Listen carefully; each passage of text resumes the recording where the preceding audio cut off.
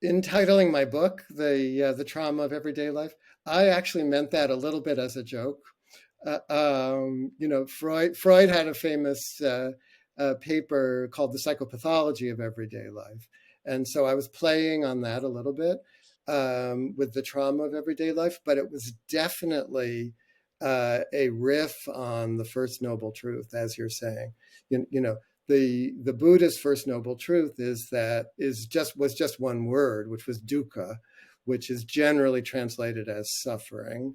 But maybe that translation is a little bit harsh or something.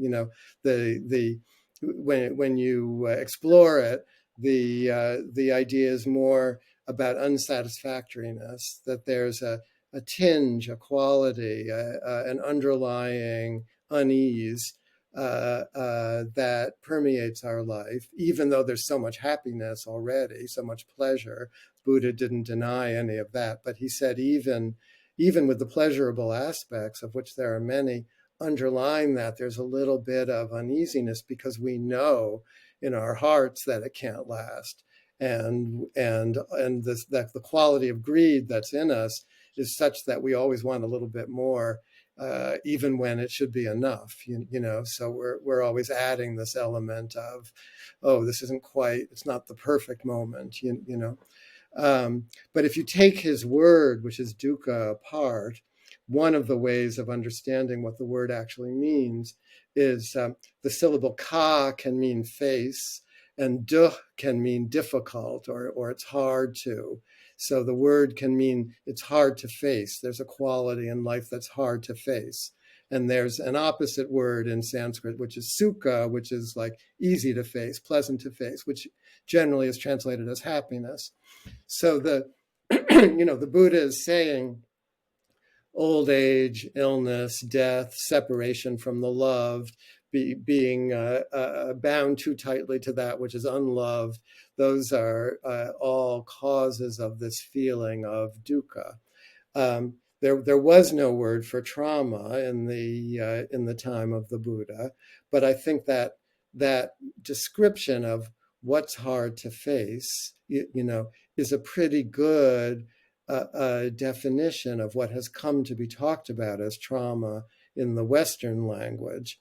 In the Western psychotherapy language, trauma used to be talked about, what now is called big T trauma, used to be, only happened to some people who were in extraordinary circumstances, in war, airplane crashes, rape, terrible things that would happen, which were incredibly hard to face.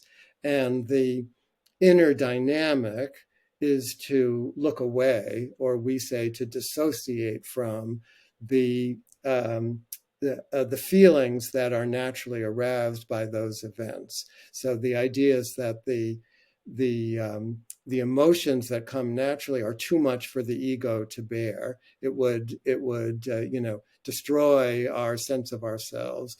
So to protect oneself, the ego defense is to dissociate, to look away, and to banish the overly intense feelings, over here, so that they're not experienced. But then, as we know from post-traumatic stress and so on, there's nowhere for them to go.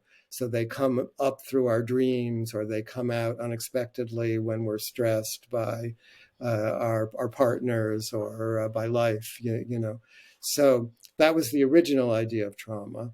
But then there came this understanding that that's not the only kind of trauma. There's also what is abbreviated as little t trauma, which is more the kind of developmental traumas, the things that either happen to us when we're little, when we're young, or what might have happened that would have been better than what did happen.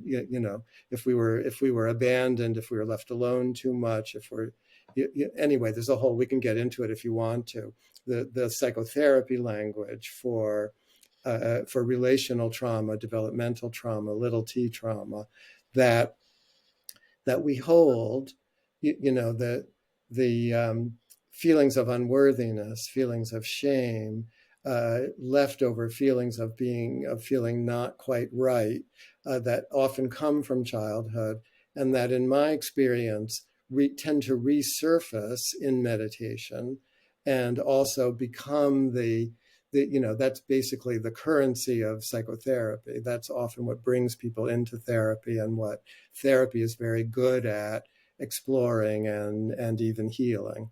So all of that is what I was trying to talk about in the trauma of everyday life.